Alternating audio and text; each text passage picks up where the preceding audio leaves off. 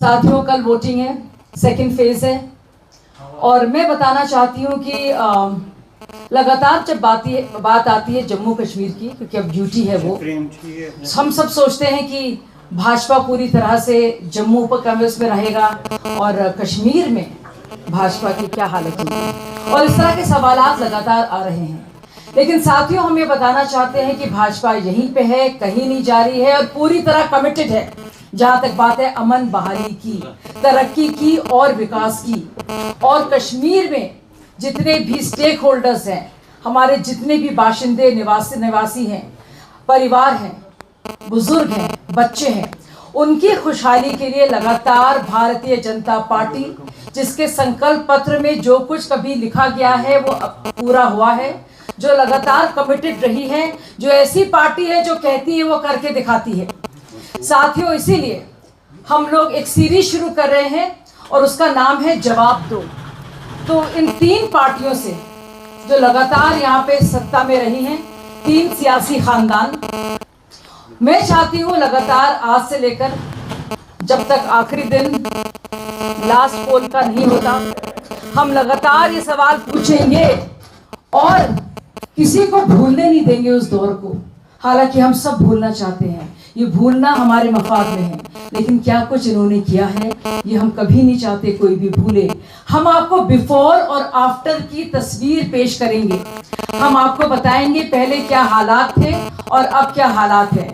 मैं चाहूंगी कि मेरा भाई यहाँ पे अरशद मौजूद है, और सोचिए, कभी कोई सोच सकता था कि भारतीय जनता पार्टी के इतने प्रत्याशी इतने हौसले के साथ, बावजूद इसके कि किसी भी तरह का पॉलिटिकल फ्रीडम उनको नहीं दिया गया, कितना परेशान किया गया, कई को तो जलील किया गया टारगेटेड तौर पर। आप देखिए जैसे आरएसएस वर्कर्स को केरल में और जिस तरह से बीजेपी वर्कर्स को पश्चिम बंगाल में लगातार टारगेट किया जाता है, वैसे ही हमारे भाजपा में जो जिसने ज्वाइन किया उसको कितना ज्यादा कभी जलील किया, परेशान किया, क्या कुछ उसने सहा है। मैं उनमें से एक हूं, लेकिन यहाँ पे जो मेरा भाई है वो अपने तजुर्बात भी बताएगा और बताएगा कि उसके दिल में क्या है और क्यों उसने ये फैसला किया कि वो लड़ेगा और भारतीय जनता पार्टी से लड़ेगा। जो शाहजा जी ने बोला, हम एक पॉलिटिकल डिसीट के शिकार हुए 70 साल। जब हम बात करते हैं यहाँ की पॉलिटिक्स में, आप देखिए 70 साल यहाँ पे जो भी कोई पॉलिटिकल स्पेस या सोशल पॉलिटिकल एक्टिविज्म में जो लोग आए, इन्हें कम किया गया, इनको सफोकेट किया टाइमली। अगर आप देखिए 70 साल की पॉलिटिक्स में अगर हम देखें, यहाँ कहीं पे भी नौजवान को मौका नहीं दिया। यहाँ जो भी रीजनल पार्टीज इवॉल्व हुई, इन्होंने एज वाइज लीडरशिप को क्लासिफाई किया, ग्रेडिंग की। कभी उन्होंने नौजवान के इंटेलेक्चुअल एसेट को नहीं देखा, इंटेलेक्चुअल कैपेसिटी को नहीं देखा। एक जो यूथ की एक आवाज़ है, जो यूथ को कनेक्ट करता है, यूथ के मामलात हैं, कभी भी स्पेस नहीं दी। जिसने भी बात की पॉलिटिक्स के रिगार्डिंग, जिसने भी सोशल पॉलिटिकल एक्टिविज्म की बात की, इन्हें एडमिनिस्ट्रेटिव टेररिज्म से, इन्हें पॉलिटिकल टेररिज्म से दबाया गया। ये यहाँ की हिस्ट्री है। आज तक जब भी कोई पॉलिटिकल फोर्स या कोई ऐसा कोई इंडिपेंडेंट कैंडिडेट या कोई इंडिपेंडेंटली जो भी कोई चीज करना चाहा, उसे यहाँ के एडमिनिस्ट्रेटिव टेररिज्म और बैड गवर्नेंस की वजह से भी दबाया गया। जब भी हम जैसे लोगों ने बात की, आप देखिए जब हमने शुरुआत की एक अवाम की आवाज नाम से मूवमेंट से, हम पे 16 एफआईआर लगाए गए। इवन जो भी यहाँ पे पॉलिटिक्स जो सेंटर में थी, यहाँ कॉन्फ्लिक्ट को ग्लोरीफाई किया गया, यहाँ वायलेंस को ग्लोरीफाई किया। कभी भी मौका नहीं दिया गया कि एक अच्छी वॉइस को जो हकीकी तौर पे गुड गवर्नेंस की बात करे, मेरिट की बात करे, मेरिट को यहाँ मर्डर किया गया। आप देखिए जहाँ पे भी नौजवान को मौका मिला, चाहे पे गवर्नेंस में आने की, यहाँ के PSUs की हालत देखिए, पब्लिक सर्विस कमीशन की हालत देखिए, जो भी रिक्रूटिंग एजेंसीज थी, इन्होंने अपने हिसाब से चलाए। जहाँ एक नौजवान को लगा, जो मेन स्ट्रीम में भी बिलीव करता था, जो इस सोसाइटी को कंस्ट्रक्टिव तरीके से देखना चाहता था कि इस समाज को बनाने की जरूरत है, उसे भी लगा कि उसके लिए स्पेस नहीं है। तालीम याफ्ता नौजवान को लगा कि पढ़ाई के बाद मेरे लिए कुछ नहीं है। यहाँ भी रिक्रूटिंग एजेंसीज हैं जिसके लिए वो मेहनत कर रहा था इस समाज में आने के लिए, समाज को खिदमत देने के लिए, चाहे public service commission, service selection board, चाहे PSU, चाहे ऑटोनोमस बॉडी, चाहे यूनिवर्सिटीज की बात करें, जो भी इदारे स्कीम्स की बात करें, कहीं पे रिक्रूटमेंट का नाम निशान भी नहीं था। गवर्नेंस की वजह से, जिसको हम बार बार अपने 10 साल के तजुर्बे में हम एडमिनिस्ट्रेटिव टेररिज्म बोलते हैं कि जिस पर बात नहीं हुई, आज तक नहीं बात हुई कि जो बैड गवर्नेंस की वजह से यहाँ पे हालात के हम मारे हैं, उसमें कभी यहाँ बात करने की न किसी ने मजबूरी समझी, न किसी को जरूरत पड़ी, क्योंकि उसी चीज से यहाँ नौजवान की आवाज को दबाया गया। शुक्रिया बहुत बहुत। तो साथियों, कभी वतन के हवाले से, कभी मजहब के हवाले से यहाँ पे सियासी सरगर्मियाँ बनी रहती हैं, उसको इस्तेमाल किया जाता है, उन जज्बातों को। मैं पूछना चाहती हूँ, इन सब से हटकर हमारे घरों में हालात कैसे हैं? किस तरह से अमन ज़रूरी है तरक्की के लिए? कितने पुल, कितनी सड़कें, रेलवे लाइन ज़रूरी हैं? साफ पानी, पक्की सड़कें, पक्के मकान, रोजगार के नए साधन, एंटरप्राइज और entrepreneurship, employment and employability, education, असली आज़ादी इन सब से, जो चाहे हड़तालबाजी हो उससे आज़ादी, चाहे बेरोजगारी हो उससे आज़ादी, चाहे अलगाववाद हो उससे आज़ादी, चाहे दहशतगर्दी हो उससे आज़ादी, चाहे लगातार कैलेंडरबाजी हो उससे भी आज़ादी, चाहे लगातार परिवारवाद हो उससे भी आज़ादी। यही है सच्ची आज़ादी। और पहली बार इस सच्ची आज़ादी को सूंघा जा रहा है, महसूस किया जा रहा है, इनहेल किया जा रहा है, और खुले आसमान के नीचे इत्मीनान की सांस ली जा रही है। इंतखाबात होते रहेंगे साथियों, लेकिन हम ये कहना चाहते हैं कि भारतीय जनता पार्टी जिस लक्ष्य के साथ लगातार अपने संकल्प पत्र में कश्मीर को दिलो जान से, खुलूस और मोहब्बत के साथ एक खुशहाल राज्य की तरह स्टेटहुड बहाल करने के साथ साथ बेहतर इकोनॉमी, तरक्की पसंद और हर एक पैमाने पर विकसित तौर पर देखना चाहती है, ये कमिटमेंट हमारा कभी भी खत्म नहीं होगा, चाहे कुछ भी हो जाए। किसी भी तरह से हम किसी भी अलगाववाद को, किसी भी दहशतगर्दी को ना तो प्रोत्साहित होने देंगे, और हमारी जीरो टॉलरेंस पॉलिसी रहेगी। आपने देखा है वो क्या दौर था, कैसे घुटने टेकते थे लोग इन अलगाववादियों के सामने, हिम्मत नहीं होती थी। मैं बहुत सालों से कश्मीर को स्टडी भी कर रही हूँ और आती रही हूँ, और लोग कहते हैं ना, कश्मीरी पंडित हमारे भाई गए, और बहुत अफसोसनाक कहानियां हैं, लेकिन हमारे कितने मुसलमान भाई बहनों ने सफ़र किया है, कितने छोड़ छोड़ के गए, कितने, चाहे स्कूल हो, चाहे उनका रोजगार हो, या उनका जॉब्स हो, या पूरा मुस्तकबिल हो, क्या हुआ उसका। तो साथियों, एक ऐसी तरह से हम जवाब दो एक सीरीज शुरू कर रहे हैं, और ये लगातार चलती रहेगी, और एक एक करके हम बात करेंगे।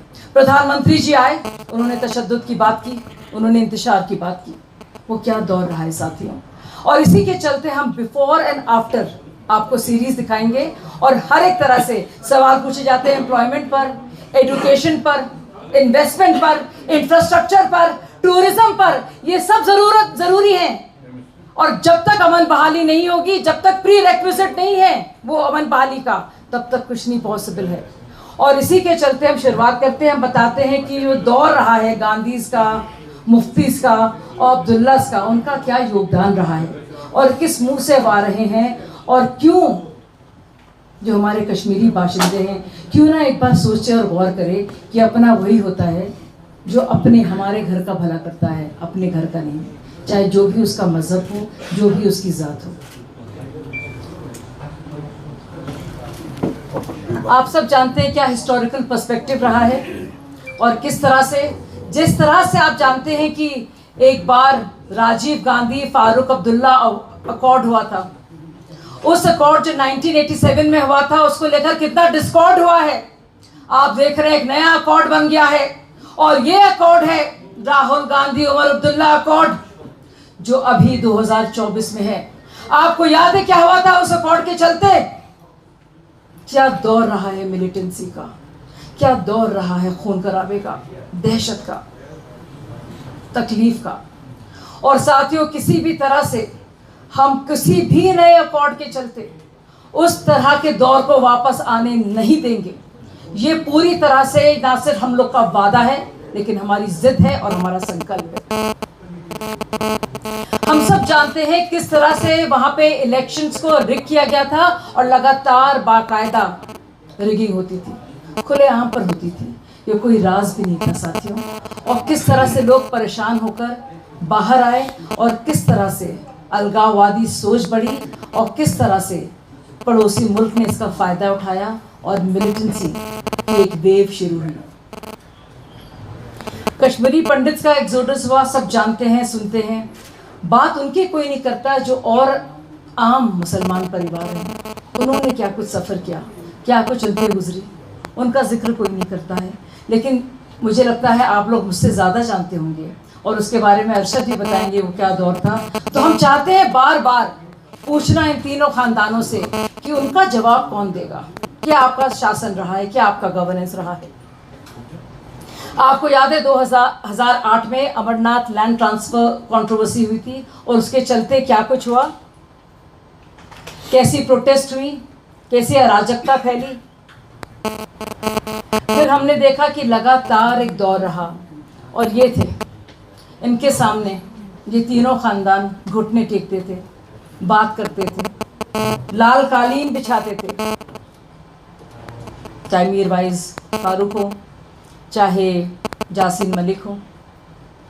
और आप जानते हैं किस तरह से इन्होंने डिक्टेट किया है टर्म्स एंड कंडीशन पूरे कश्मीर वासियों के लिए, जम्मू के साथ साथ पूरे देश के साथ। और किस तरह से लगातार इन्होंने अपने घरों के लोगों को और अपनी बेहतरी के लिए करोड़ों रुपए कमाए। अब वो दौर ख़त्म है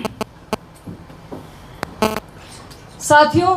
एक वक्त था, आप सब लोग को याद है, बुरहान वानी के नाम पर क्या कुछ हुआ, किस तरह से यहाँ पे लोग जो थे सड़कों पे निकले, कितना वायलेंस हुआ। और ये वो दिन है कि बुरहान वानी के वालिद साहब स्कूल टीचर थे जो हवाला बात पर दिया जाता था, जो तिरंगा उठाते हैं। और 2021 में जब पूरा की पूरी तौर पर हर जगह, हर एक पंचायत से, हर एक डिस्ट्रिक्ट से, हर एक तहसील से जब तिरंगा यात्रा निकली तो उन्होंने भी उसकी शिरकत की। वो तब था, ये अब है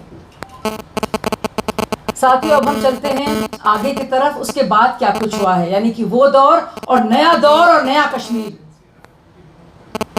सिविलियन कैजुअलिटीज साथियों, आप लोग के नंबर्स अलग अलग नंबर्स आते हैं, लेकिन कम से कम इतना लोग मानते हैं कि 30 साल में कम से कम 55,000 आम लोग मारे गए हैं।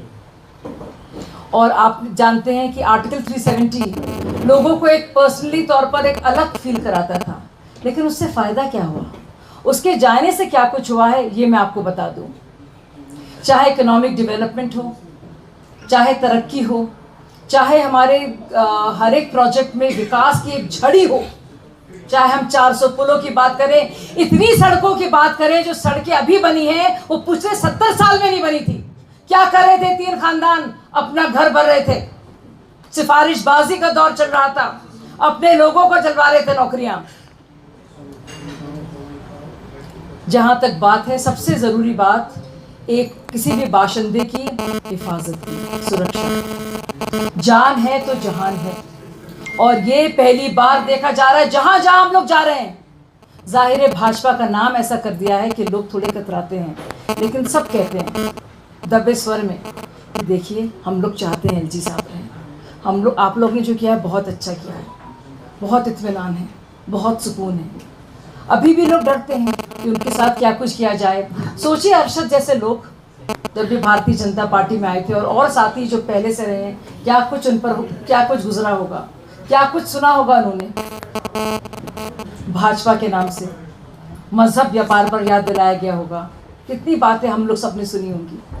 मैं सुनती हूँ रोज़ाना साथियों, अरशद सुनता है, लेकिन तब भी हम कमिटेड हैं डेवलपमेंट को लेकर, इकोनॉमिक डेवलपमेंट, इकोनॉमिक प्रॉस्पेरिटी को लेकर, और अमन, शांति, पीस, स्टेबिलिटी को लेकर।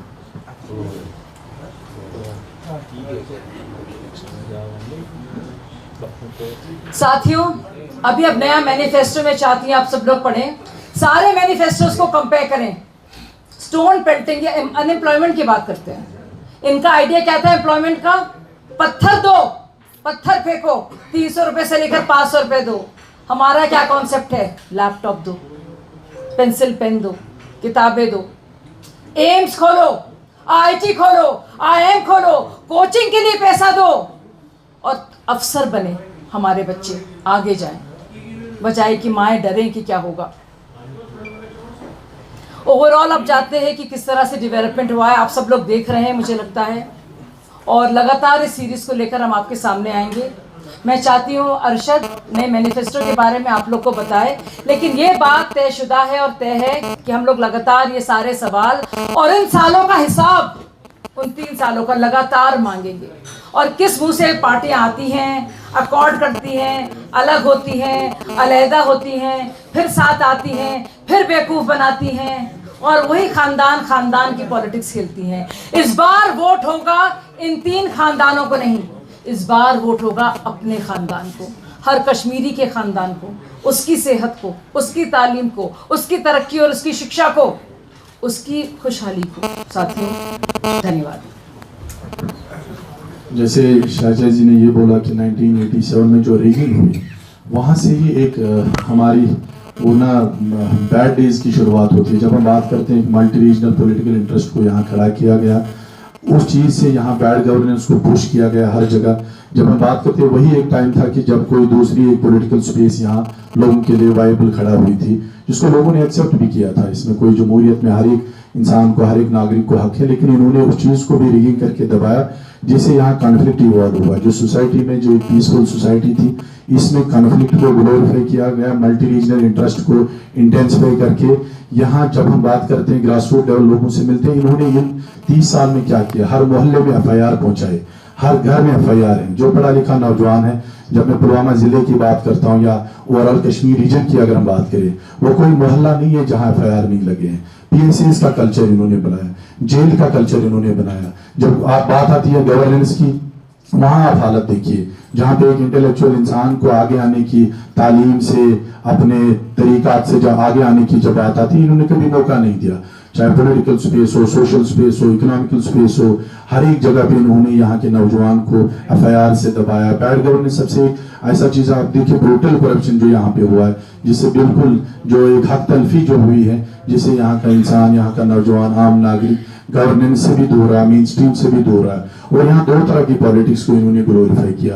एक तो मेन स्ट्रीम तो साथ साथ चल ही रही थी, साथ साथ जो सेपरेटिस्ट पॉलिटिक्स चल रही थी, वो भी बैक एंड पे मेन स्ट्रीम की चीजों के साथ ऐसी गवर्नमेंट थी जहाँ पे एक इंसान को, जहाँ पे एक नौजवान को दबाया गया, डर सा महसूस किया गया। जो भी पॉलिटिक्स में आना चाहता था, इंटरेस्टेड था, आगे सोसाइटी के लिए करना कुछ चाहता था, उसे दबाया गया, उसे डर से उसकी स्पेस को श्रिंक किया गया। लेकिन जब बात आती है हमारी पार्टी भारतीय जनता पार्टी की, एक 3 वर्ड्स बहुत इंपॉर्टेंट है, अमन, खुशहाली और तरक्की।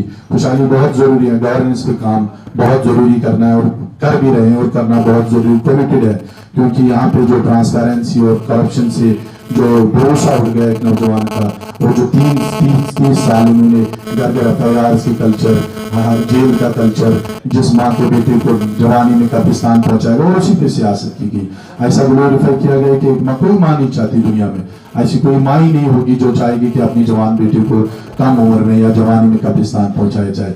उसमें सियासत की ऐसी ग्लोरिफिकेशन की गई। तो अरशद अब अपना तजुर्बा भी बताइए। जी, जब हमने एक एक्टिविज्म की बात की, 2014 में हमने पुलवामा में आवाज उठाई, आवाम की आवाज से हम काम कर रहे थे, कोशिश की बहुत की। नौजवान जब जुड़ने लगे, उन्हें डराया गया, नहीं आपका दिल्ली से है, एजेंट्स हैं, बाहर से आपको चीजें आती हैं, RSS वाले हैं। 2014 की बात, मैं Islamic university of science and technology का पास आउट हूँ 2014 का। चाह कि समाज के लिए कुछ काम करे, और हम कम्युनिटी मोबिलाइजेशन पे बिलीव करते हैं। हमें पता थी यहाँ की गवर्नेंस में कितने ड्रॉबैक्स हैं, कितने फॉल्टी सिस्टम है। हम चाहते थे कम्युनिटीज को मोबिलाइज किया। जब यहाँ फ्लड आए सितंबर में, हमने वहाँ की कम्युनिटीज को इन्वॉल्व करके वहाँ पे रिलीफ ये किया, ताकि कम्युनिटीज ही समझे कि किसको, किस जरूरतमंद को क्या चाहिए। लेकिन धीरे धीरे कोविड में जब हमारे खिलाफ एक साजिश की गई, जब पूरे वुहान से, चाइना से यहाँ तक जो सारा कोविड को हैंडल करना भी मुश्किल था, नई बीमारी थी, लोगों को पता भी नहीं था, हमारी मेडिकल फैटर्निटी को भी नहीं पता था कि टैकल कैसे। हमने उस टाइम की एडमिनिस्ट्रेशन को जो पुलवामा में देख रही थी, उन्हें टेकअप करके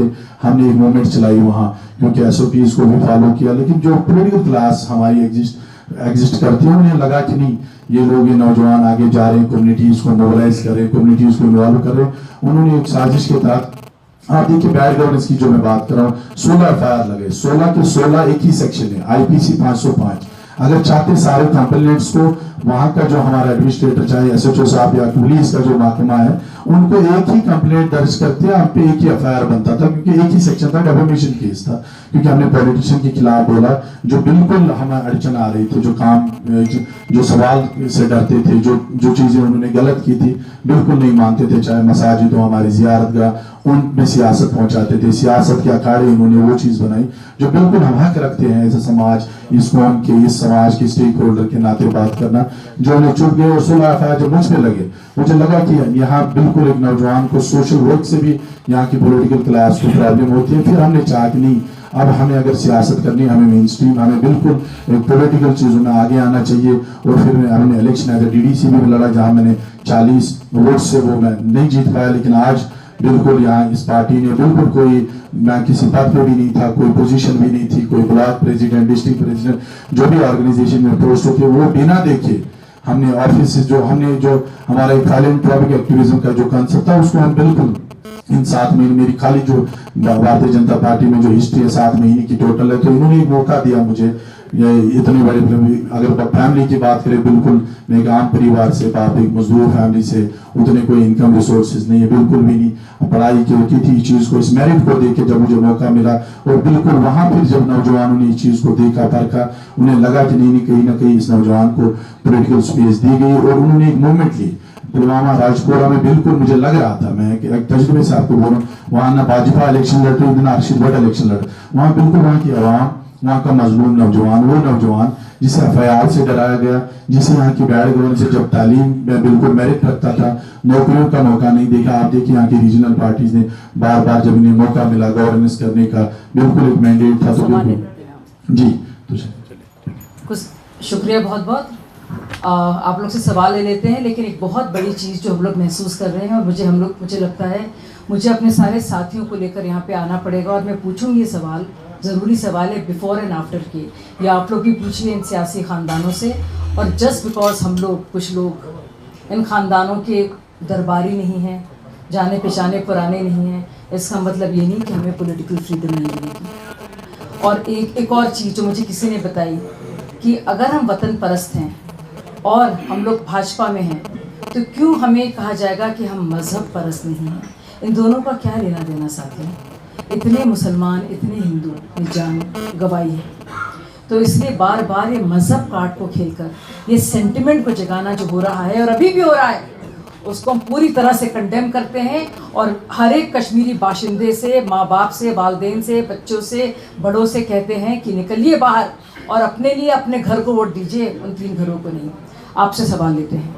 अर्शद, मेरा आपसे सवाल है, जब आप पॉलिटिकल अपनी कैंपेन कर रहे थे, being I was there, but आपका एक स्लोगन था कि जुल्म का बदला वोट से और जेल का बदला वोट से, और सेम जो उमर अब्दुल्ला जो 87 में जो यहाँ कॉन्फ्लिक्ट है, आप देखिए हर जगह, आप देखिए जब ट्रूथ एंड रिकंसिलिएशन कमीशन की बात आई, इनके अपने लेजिस्लेटर्स ने उस चीज़ को नहीं एस्टैब्लिश करने दिया। उसमें क्या था कि उसमें जो कोई भी ताकतवर इंसान, आप देखिए जब शोपियान केस हुआ, कहीं पे कुछ चीज़ें कोई सुनवाई नहीं हुई, इनके पास खुद का मैंडेट था, इनके पास स्टेट थी, फुल फ्लेजेड थी, हर एक चीज़ को सामने रखते लोगों के सामने इन्होंने हर टाइम ऐसे कुछ इनक्वायरीज की रिपोर्ट सामने लाई जिससे जख्मों पे नमक छिड़ाई, उन्होंने कभी बात नहीं किया। जब हम बात करते हैं जुल्म का जवाब वोट से या जेल का जवाब वोट से, पुलवामा की बात करूँ मैं स्पेशली, जहाँ मेरा एक तजुर्बा है घर घर जाके, कि बिल्कुल घर घर इन्होंने FIR पहुंचे, घर घर जेल पहुंचाए। जब मैंने देखा उसमें 16 FIR लगे, मैं जैसा नौजवान, मैं सोशल वर्क में आया था, मुझे पॉलिटिक्स से कोई लेना देना था ही नहीं, जब मुझ पर FIR लगी तो कौन सामने आ गया? वहाँ के नौजवान ने अगर मूवमेंट ली, वही नारा लिया कि नहीं, इस पर बात होनी बहुत जरूरी है, क्योंकि एक साजिश के तहत यहाँ के नौजवान को गुलाम बनाया गया ताकि ये इन्हीं दरवाजों के दर पे भिखारी बन के रहे। आज नौजवान जाग गए, पॉलिटिकल स्पेस है, कॉम्पिटिटिव पॉलिटिक्स है, यहाँ पे सिंगल स्पेस थी, लग रहा था नहीं हर एक इंसान को या तो इधर जाना है या उधर जाना है। आज डाइवर्सिटी ऑफ पॉलिटिक्स में नौजवान के पास मौका है, हर एक चीज को एम्बेरेस करके अपनी विल को एक्सरसाइज कर सकते हैं। मैम, मेरा एक सवाल है आपसे, जिसमें से अभी आपने कहा कि हमें जवाब देना, उन लोगों को जवाब देना पड़ेगा, और बार बार आप प्रेस कॉन्फ्रेंसेस करके उनसे जवाब पूछ रहे हैं। एक सवाल हमारा भी है कि बीजेपी के कैंडिडेट्स कहाँ हैं जम्मू कश्मीर में, खासकर कश्मीर में? क्योंकि हमने फर्स्ट फेज में देखा सिर्फ अनंतनाग में सिर्फ 2 कैंडिडेट्स हम देखे, और इसके साथ साथ आपका सेकंड फेज और थर्ड फेज है, वहाँ पर गुरेज, बांडीपुरा, सोपोर वगैरह जो कॉन्स्टिट्यूंसीज हैं वहाँ पर कौन से कैंडिडेट्स हैं, ये डिटेल्स हैं। और मैम देखिए, मैं इन अपने कोलीग्स को ऐड करना चाहूँगा, जैसे आपने कहा कि that BJP and we are here to stay, we are not going anywhere, कहीं नहीं जा रहे हैं। आपको याद है भाजपा की शुरुआत कैसे हुई थी? 2 सीटें थी, एक वक्त वो भी था। और देखिए आगे आगे क्या हो रहा है। कोई सोच सकता था? तसव्वुर नहीं था लोगों को क्या कुछ हो सकता है। किसी को इस बात का कोई इम्कानात भी नहीं थे कि ऐसा कुछ भी मुमकिन है कि लोग खुलेआम घूमेंगे, हड़तालबाजी से हम लोग को निजात मिलेगी। और सोचिए 3000 दिन 30 साल में जो है ज़ाय हुए हैं। सोचिए इतना लंबा अरसा, 9 से 10 साल लोगों के, आप लोग की ज़िंदगी से वो कैंसिल हो गए। No, where do you see BJP in this election now? As of I see, so let me tell you, where do you see, if you see Jammu and Kashmir, you will realize that probably we'll be fighting more seats together. And if you see how many seats is National Conference and PDP fighting in Jammu. we know very well, but you are So- fighting on 60 seats or more. No, we know what we want and we're doing it, and I just told you what we want. Ma'am आपने list नहीं बताया इन 4 ये जो candidates मैंने हैं। आपसे पूछा था कि कौन से कैंडिडेट्स हैं जो पब्लिक डोमेन में भी कहीं नहीं आया है, तो अगर आप शेयर करना चाहें डिटेल्स के कौन से कैंडिडेट्स हैं। इस तरह से मैंने कहा गुरेज, बांडीपुरा या बारामुल्ला वगैरह की जो सीट्स हैं वहाँ पे कौन से कैंडिडेट्स हैं। Would you know the names? I'll get back to you. The names are there. हम लोग तो हर जगह कैंपेन कर रहे हैं। साजिद बता देंगे आपको नेम्स के बारे में। आपने गुरेज का मेंशन किया, शोपुर में हमारा कैंडिडेट नहीं है। इन गुरेज वी हैव फकीर खान, एंड उसके बाद करना हमारा हुआ इदरीस का 9, देन वी हैव हनबारा जी अमीर साहब, देन उसके बाद आ गया हमारा बांडीपुरा नसीर लून साहब, फिर उसके बाद अगर हम दूसरा देख लें सुमल सोनावाली के बाद हमारा ईदगाह आता है आरिफ साहब, हवा कर आते हैं हमारे अशोक भट्ट साहब, अशोक भट्ट के साथ से हमारे यहाँ अर्शद भट्ट साहब भी है, राजपुरा से थे, फिर लाल चौक इंजीनियर एजाज साहब, उसके साथ में गुयूर साहब थे पुलवामा से, फिर उसके बाद हमारे थे अनंतनाग ईस्ट से हमारे जो सह प्रभारी थे वो वहाँ से इलेक्शन लड़ रहे थे, फिर उसके बाद शुपियन से देख लें हम जावेद कादरी साहब, बिजबहरा से थे हमारे शोफी यूसुफ साहब, फिर उसके बाद शांगस अगर हम बात करें वहाँ वीर सराफ जी थे, और कोकरनाग एसटी सीट से जो थे वो थे चौधरी जो हमारे गुजर कैंडिडेट थे वो वहाँ से चौधरी राजन। सर बारामुल्ला, सोपोर का मैंने कहा। देखिए बारामूला में हमारे कोई कैंडिडेट नहीं है। हर किसी पार्टी की अपनी स्ट्रेटजी होती है। हमारी पार्टी अपनी स्ट्रेटजी के हिसाब से, जैसे शाहजाद जी ने अभी कहा, हमारी पार्टी 2 से 300 प्लस आज पहुंची है अपनी स्ट्रेटजी से। तो मे भी पार्टी का कुछ अपना स्ट्रेटजी है कि कहीं हमें कैंडिडेट उठाने की जरूरत ना पड़ी, और कहीं हमने जहाँ कैंडिडेट उठाई वो स्ट्रेटजी है पार्टी की। मैम एक ऐड करना मैं ये कह रही थी, देखिए जम्मू में हम लोग हमेशा स्ट्रांग रहे हैं, आप जानते हैं, लेकिन आप खुद देखिए कि कश्मीर में कभी भी ये मुमकिन था कि भाजपा के कैंडिडेट्स होंगे 19 भी, और किस तरह से उनको इनकरेजमेंट भी किया जा रहा है, आराम से वो कैंपेन भी कर रहे हैं और एक्सेप्टेंस है। तो मुझे लगता है कैलिब्रेटेड तौर से भाजपा इस तरह की पार्टी है, कैलिब्रेटेड तौर पर, एक संकल्प के तौर पर कदम दर कदम बढ़कर आगे वो अपनी मंजिल तक पहुंचती है। मैम इस सवाल को मैं ऐड करना चाहूँगा। जिस तरह से आपने कहा कि अर्शद साहब ने खुद कहा कि 7 महीने के अंदर उनका जो सब मैम 7 महीने के अंदर अर्शद साहब को जो है मैंडेट मिला, उनके काम की एक चल रही। वहीं बीजेपी के कुछ लीडर्स हैं यहाँ पर जो पिछले कई साल से यहाँ काम कर रहे हैं और नामसाइल हालात में उन्होंने काम किए, तो उन्हें मैंडेट नहीं मिला, इसकी क्या वजह है? सीनियर्स को मैंडेट नहीं मिला है। देखिए पार्टी का अपना पर्सपेक्टिव है, और मुझे लगता है कुछ सोच समझकर वो जो भी विनेबिलिटी है या जो भी उनकी सोच है, उनके स्टैंडर्ड्स या पैमाने हैं, उसके हिसाब से है। एक और इम्पॉर्टेंट इन्फॉर्मेशन मैं देना चाहूँगी कि अगर किसी भी तरह से इलेक्शन से रिलेटेड किसी को कोई मसला है, हम चाहते हैं पब्लिक तक भी इस इंफॉर्मेशन को ले जाना, तो स्टेट ऑफिस को अगर किसी को कंप्लेन करना है तो आप ज़रूर इस नंबर पर इत्तला दें 9240236431। अगर किसी को भी इंतखाबात के मुताल्लिक कोई शिकायत हो या तकलीफ़ हो और वो रीच आउट करना चाहते हैं हमारे कैंडिडेट के बारे में या इलेक्शन के बारे में या किसी भी प्रोसेस के बारे में, तो वो इस नंबर पर फ़ोन कर सकते हैं। ये नई हेल्पलाइन है 9240236431 9240236431।